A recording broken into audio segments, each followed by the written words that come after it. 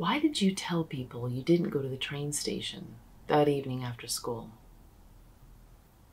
I know all the trains ended up being canceled and you walked home, but we've got you on CCTV entering the station, following Tammy Galloway. You told your friends and one of my colleagues that you didn't go anywhere near the station that night. You told them that you walked home straight from school. That isn't true, is it? I've also got you on another camera, stood on the platform next to Tammy. You appear to be speaking to her. What were you saying?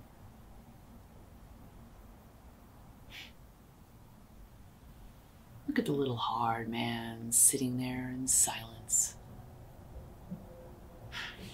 We can play it out like this for as long as you like, mate. Doesn't bother me at all. I get paid to be here. And I can keep you locked up down in the cells for another 18 hours before I need to decide what to do with you. I can finish my shift and go home, take a dump, have a meal with the family, play with the kids, watch some TV, take a shower, have a good 8 hours kip, have some breakfast, come back up here to start my next shift, and you'll still be here down in the cells, waiting for me to start again. Well, how did you find it down there earlier?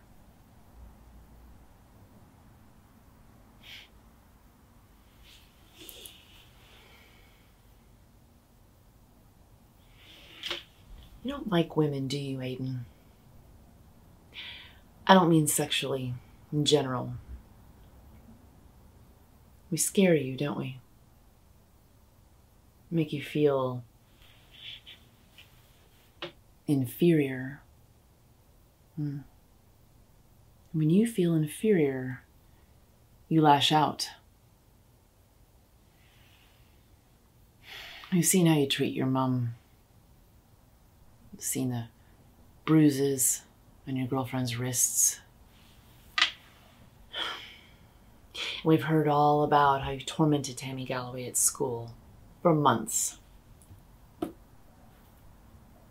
No tales of you starting up anything with any lads, though. Oh, strange, isn't it?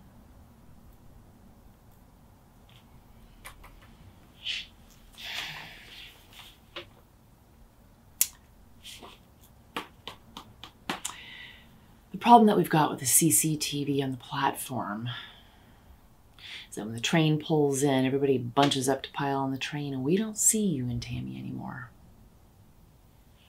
We don't know how what happens next happens, but we do know this. You were at the station, despite what you claim. You were talking to Tammy. You were stood right next to her. And when the train pulled in, she somehow ended up under it. And we've got a lot of very confused, very contrasting witness statements. So why don't you tell me what actually happened? How did Tammy die? Did she jump? Did she fall? Or was she pushed?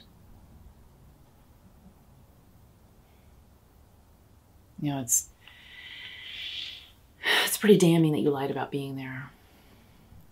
But nevertheless, to be perfectly honest, personally, I think she jumped. You're a dumb lad, but I don't think you're stupid enough to push someone in front of a train, in front of a station full of people. But I have a feeling that if she did jump, you pushed her mentally. You wore her down. You wouldn't leave her alone, even outside of school. And we know that's not even the normal train that you take home. You take one that goes in the opposite direction from a completely different platform. So why would you even be stood next to Tammy? What were you saying to her? How did she end up getting killed by that train, Aiden? No? Still nothing.